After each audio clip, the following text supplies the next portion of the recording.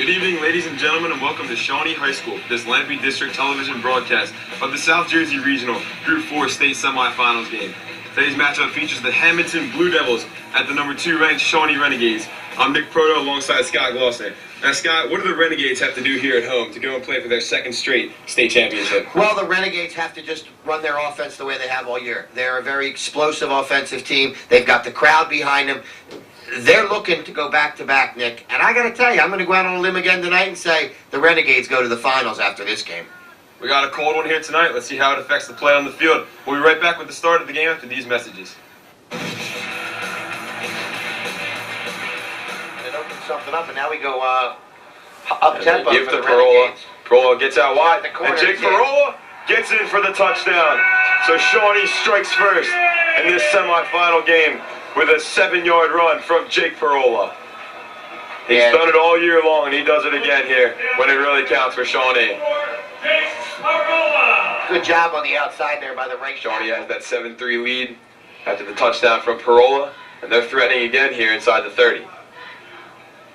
Welsh going to throw here, looking wide to Pressler. He's got Pressler, Nick Pressler, in for the touchdown. And all of a sudden, Shawnee has the 10-point lead, looking to make it 11.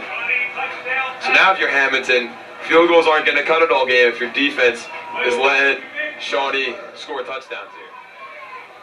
A liner fielded by Parola, and Parola makes a couple men miss, trying to bounce the outside. He does. Parola's in midfield. Jake Parola's got an opening. Jake Parola's got one man to beat, and he gets through. Jake Parola. What a return. Okay, let me ask you a question. We talked about what would happen if they kicked it Parola on the kickoff. We just saw what happens to him when you kick it any time. He kicked it on the punt there.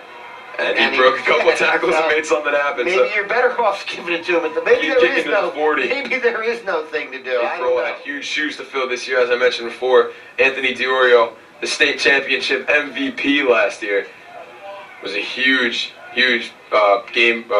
playmaker for the Renegades. You see Mike Githens bouncing to the outside there. Githens finds the end zone. Touchdown, Shawnee. 3 possessions, 3 touchdowns, 3 different players for the Renegades. 5'5", 144 pounds. He's listed. He doesn't look very big, but boy, he had some.